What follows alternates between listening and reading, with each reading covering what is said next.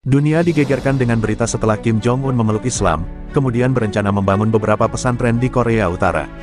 Pastikan Anda menonton sampai akhir, karena kisah ini mengguncang hati.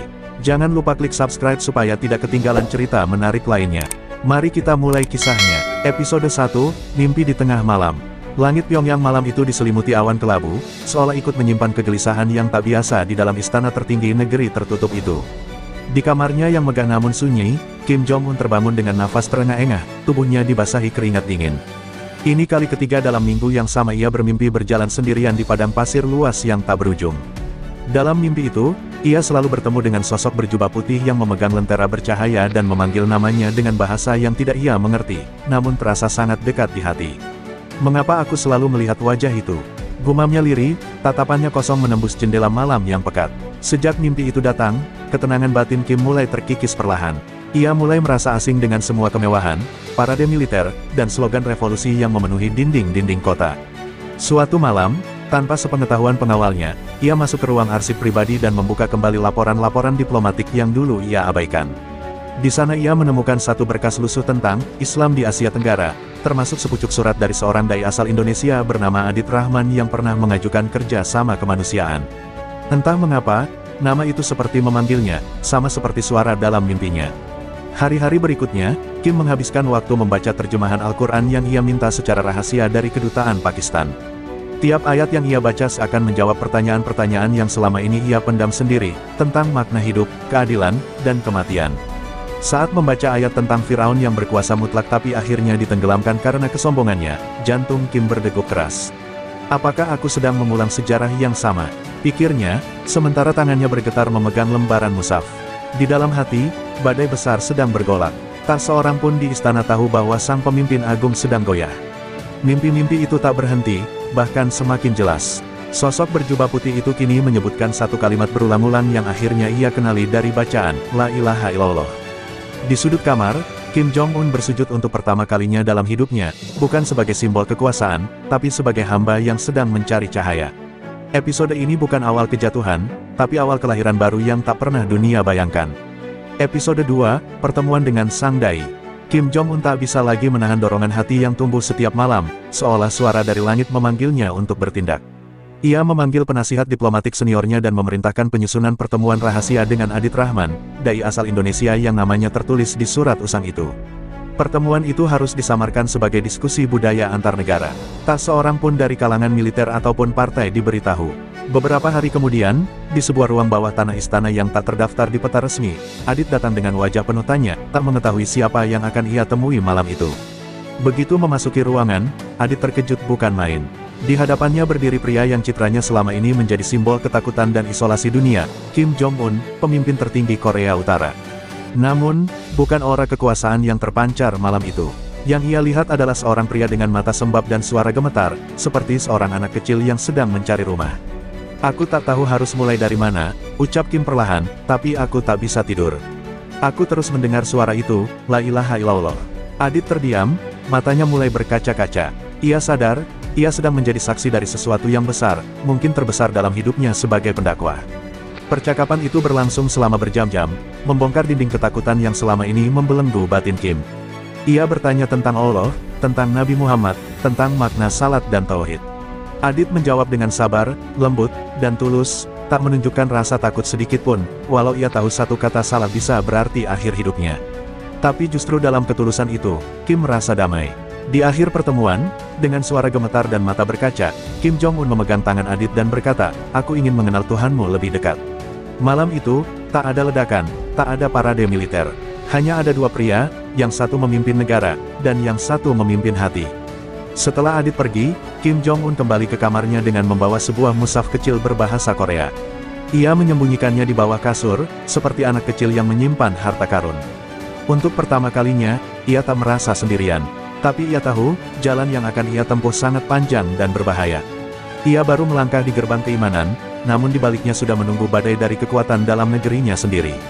Dan yang paling pelik, bagaimana cinta yang mulai tumbuh dari cahaya itu akan membawanya pada ujian berikutnya. Episode 3, Syahadat Sang Pemimpin. Hari-hari Kim Jong-un kini dipenuhi keheningan yang berbeda. Bukan lagi sunyi dingin khas istana yang mencekam, melainkan keheningan yang membawa kedamaian. Setiap malam ia membaca Al-Quran dalam diam, ditemani tafsir sederhana yang diberikan Adit dalam pertemuan terakhir. Namun semakin ia tenggelam dalam cahaya Islam, semakin kuat pula suara dari sekelilingnya yang mencurigai perubahan-perubahan kecil, sikapnya yang lebih tenang, kebijakan yang tiba-tiba melunak, dan perintah rahasia untuk menghapus propaganda anti-agama dari kurikulum pendidikan. Kim sadar waktunya tidak banyak. Sebelum dunia mengetahuinya, ia harus memantapkan langkah pertamanya sebagai seorang muslim. Pada malam ke-17 sejak mimpi itu datang, Kim memanggil Adit kembali. Kali ini tidak di ruang pertemuan resmi, tapi di sebuah ruang kecil di bawah kompleks Istana Tua, yang dulunya digunakan untuk menyimpan dokumen-dokumen perang. Di tempat gelap dan sederhana itu, hanya ada mereka berdua dan Tuhan Yang Maha Melihat. Dengan mata memerah, Kim Jong-un menatap Adit dan berkata, "Aku tidak ingin menjadi penguasa, aku hanya ingin menjadi hamba."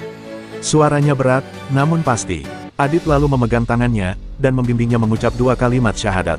Air mata Kim mengalir, bukan karena takut, tapi karena untuk pertama kalinya dalam hidupnya, ia merasa bebas. Malam itu, untuk pertama kalinya pula, pemimpin yang selama ini dijuluki Dewa Hidup oleh rakyatnya, bersujud dalam gelap.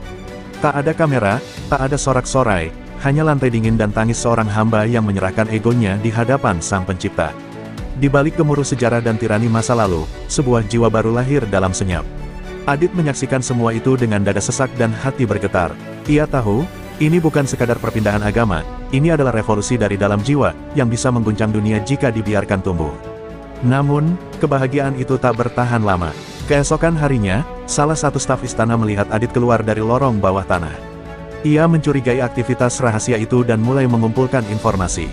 Desas-desus pun mulai mengalir seperti sungai kecil yang perlahan meluap, ada yang berubah pada diri pemimpin tertinggi. Kim Jong-un sendiri tidak peduli. Ia hanya tersenyum di balkon istananya, sambil menatap langit yang kini tampak lebih biru dari biasanya. Dalam hatinya, ia tahu badai akan datang, tapi ia juga tahu, ia tak lagi sendirian. Episode 4, Cinta yang Tumbuh dalam Cahaya. Perjalanan keimanan Kim Jong-un terus berlanjut dalam diam. Ia mulai membangun jaringan keilmuan rahasia melalui Adit, yang kini sering datang membawa buku-buku Islam dalam bahasa Korea.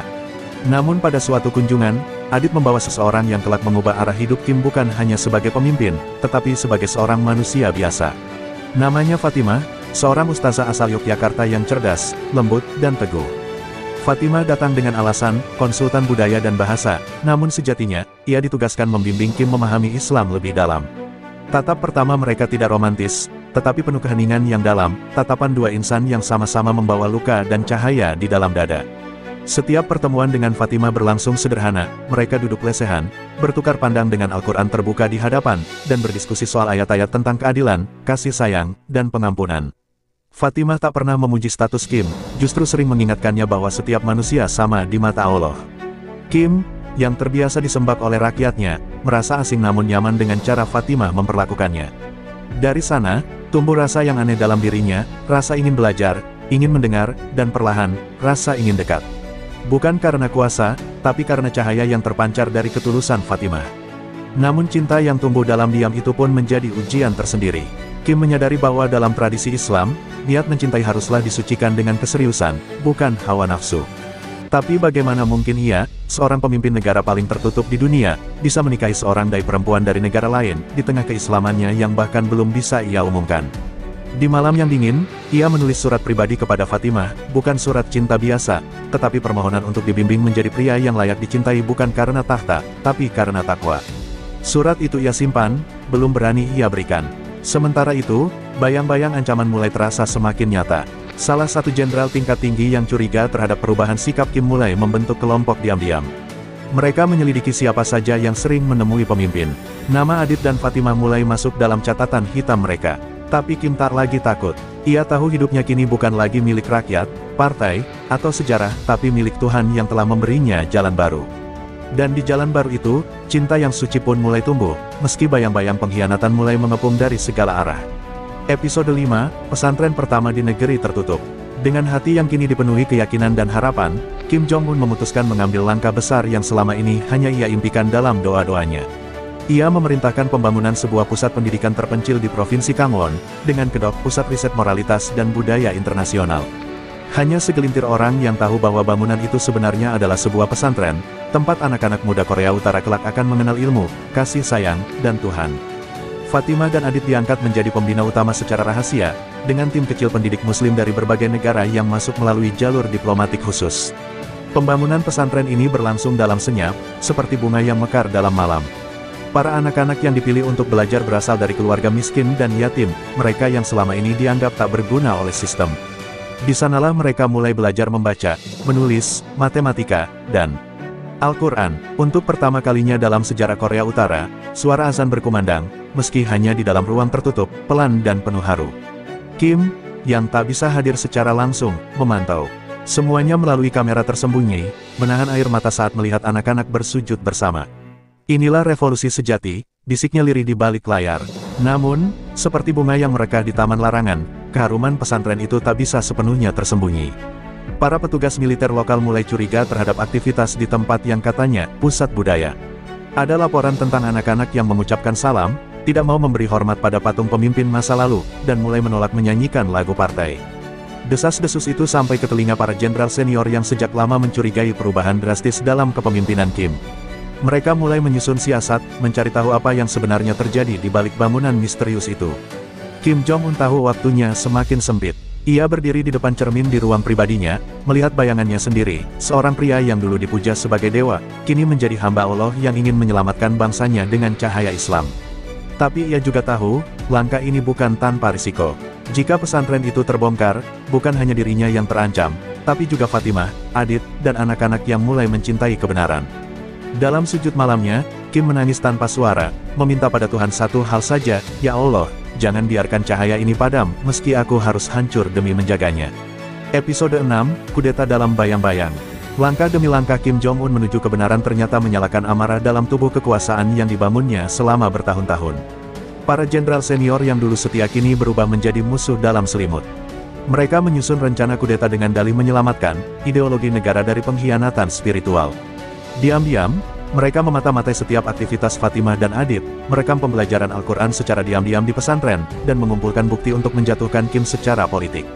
Dalam rapat rahasia militer, seorang jenderal bersumpah, "Pemimpin kita telah berubah menjadi musuh kita. Kita akan kembalikan negeri ini ke jalurnya, atau kita binasa bersamanya." Suatu malam, Kim Jong-un menerima laporan intelijen pribadi bahwa pesantrennya akan digerebek dalam waktu 3 hari. Ia terdiam, wajahnya pucat, napasnya sesak. Namun yang terpikir pertama bukan dirinya, melainkan anak-anak yang telah mulai menyebut nama Allah dalam zikir lembut mereka, serta Fatimah yang selama ini menjadi cahaya dalam kegelapan batinnya. Ia memanggil Adit dan Fatimah ke ruang rahasia, dan dengan suara bergetar, ia memohon, "Bawa anak-anak pergi.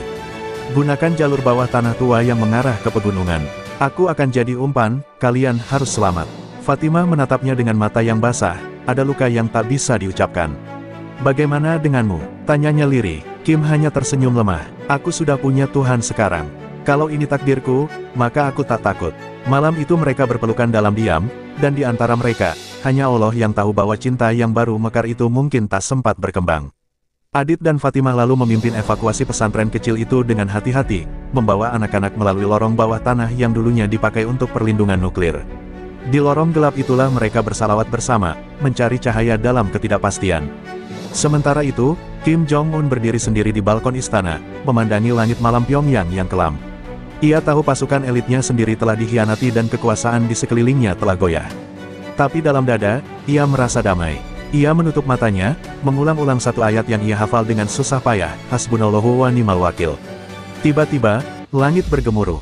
Dari kejauhan, terdengar suara sirene dan langkah kaki pasukan pemberontak. Perang saudara dalam istana akan segera pecah. Dan Kim, kini bukan lagi pemimpin yang mempertahankan singgasana, tapi mujahid yang mempertahankan iman. Episode 7, Darah di Tengah Zikir. Langkah kaki pasukan pemberontak menggema di lorong istana seperti palu kematian. Kim Jong-un berdiri seorang diri di aula utama, tanpa pengawal, tanpa senjata. Di tangannya hanya ada sebuah mushaf kecil dan tasbih kayu yang diberikan Fatimah. Ketika pintu utama dihancurkan dan puluhan tentara bersenjata masuk, mereka menemukan sosok pemimpin yang tak melawan, hanya bersujud.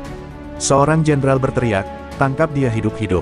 Namun dalam suasana kacau itu, tembakan meletus entah dari mana. Peluru menembus bahu Kim dan ia terjatuh, mushafnya terlempar, terbuka pada surah Al-Baqarah ayat 286, "La yukallifullahu nafsan illa wus'aha."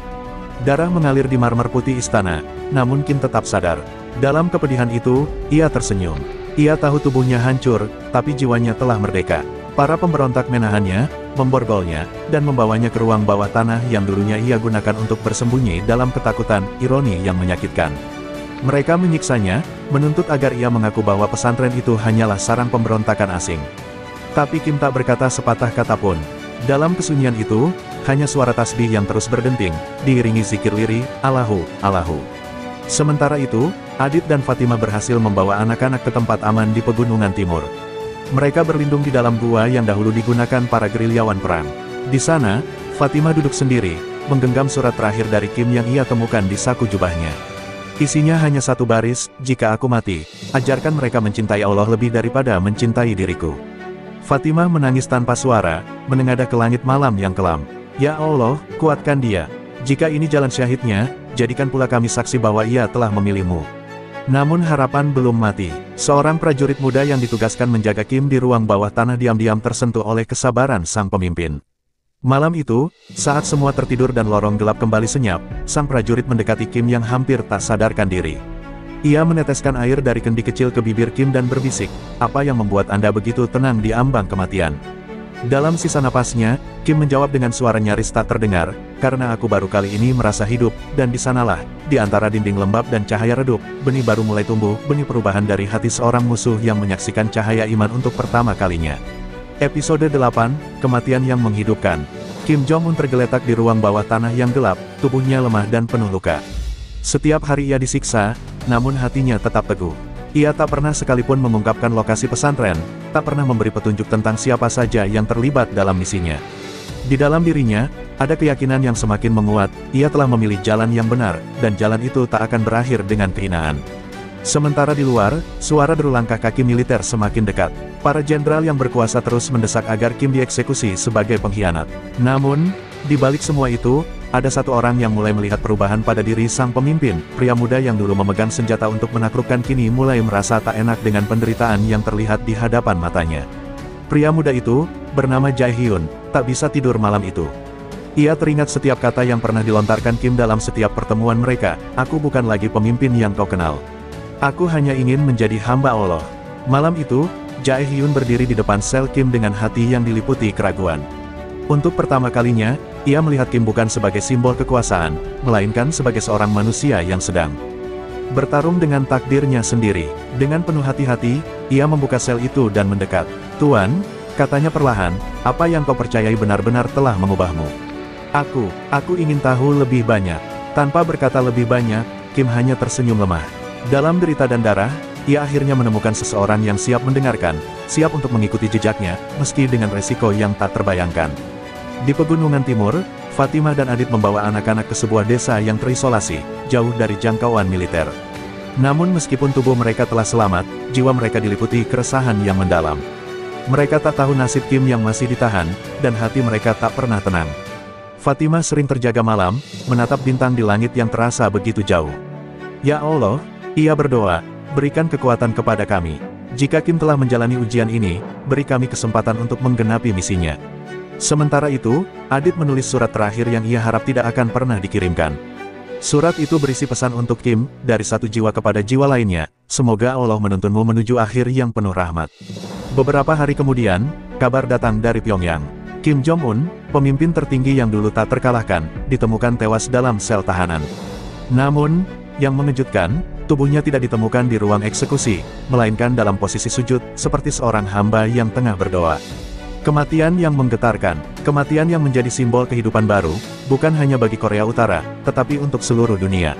Adit dan Fatimah, meski terisak dalam kesedihan, merasa ada sesuatu yang lebih besar yang kini menggerakkan dunia. Mereka tahu, meski tubuh Kim telah hancur, apa yang ia tanamkan dalam hati rakyatnya akan terus hidup. Dan di dalam diri Jae Hyun, prajurit muda yang kini mengenal Islam, benih perubahan yang ditanam Kim mulai tumbuh. Dunia mungkin telah menutup mata terhadapnya, namun cahaya yang ia bawa tak akan pernah padam. Episode 9, Bangkit dari Bayang-Bayang. Kematian Kim Jong-un yang diumumkan sebelumnya ternyata adalah kebohongan yang sengaja disebarkan untuk menyembunyikan identitas sebenarnya. Kabar bahwa Kim ditemukan tewas dalam sel tahanan hanya menjadi bagian dari rencana penyelamatan yang lebih besar. Di balik layar, Kim masih hidup, tersembunyi di sebuah tempat rahasia di luar Pyongyang, jauh dari jangkauan pasukan pemberontak.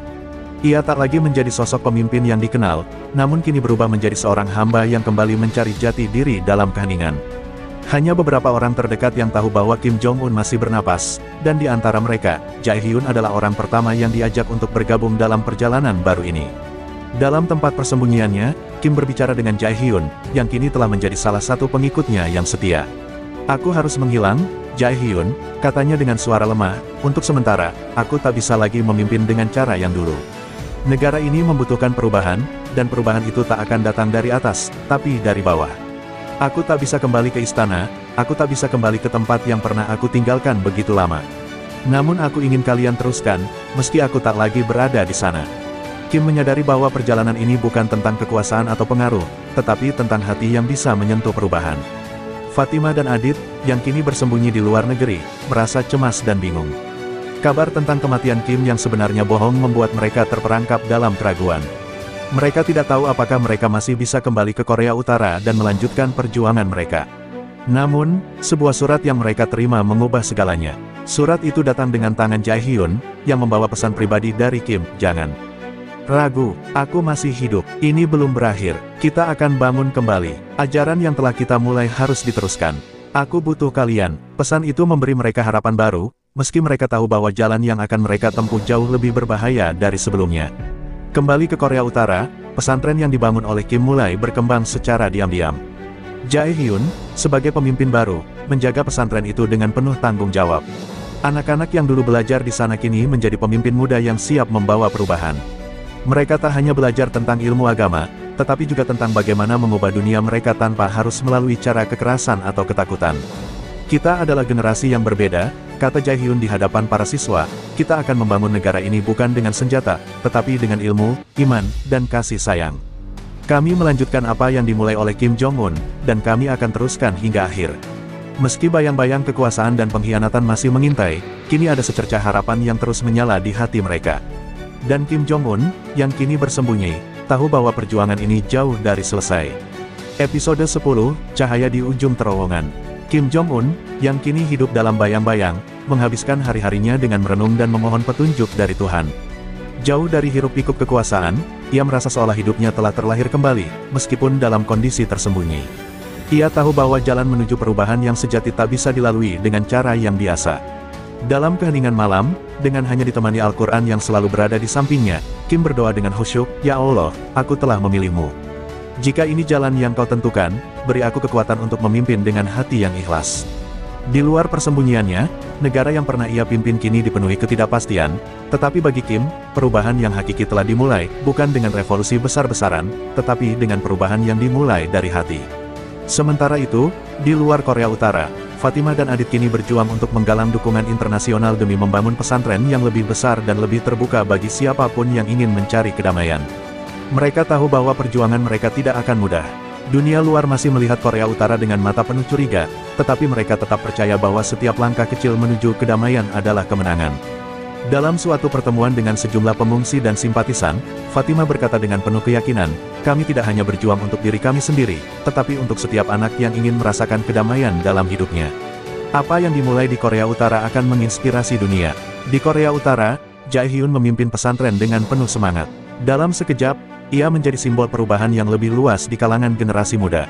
Anaknya yang pertama kali belajar di pesantren, yang sebelumnya tidak tahu apa arti cinta kepada Tuhan, kini menjelma menjadi penerus perjuangan. Pada suatu hari, ia berdiri di depan teman-temannya dan berkata, "Kita tidak dilahirkan untuk menakut-nakuti atau dihancurkan oleh kebencian. Kita lahir untuk mencintai Tuhan, dan melalui cinta itu kita akan merubah dunia ini." Kata-kata itu menggetarkan hati setiap orang yang mendengarnya, menandakan bahwa perubahan kecil yang mereka lakukan di dalam pesantren mulai menciptakan gelombang harapan di luar sana. Kim Jong-un yang mendengar kabar tentang pesantren yang semakin berkembang merasa ada kekuatan baru dalam dirinya. Meskipun ia masih berada dalam persembunyian, hatinya penuh dengan harapan. Ia tahu bahwa ini adalah permulaan dari sesuatu yang lebih besar dari dirinya. Ketika suatu hari ia melihat langit yang cerah, ia merasa yakin bahwa suatu saat nanti, di bawah cahaya yang sama, orang-orang akan mengenang perubahan yang telah ia pilih, bukan melalui kemewahan dan kekuasaan, tetapi melalui kasih sayang dan iman yang tak terputuskan. Dan meskipun ia tetap bersembunyi, dalam hatinya ada kedamaian yang begitu dalam, perubahan itu sudah terjadi, dan dunia mulai menyaksikannya.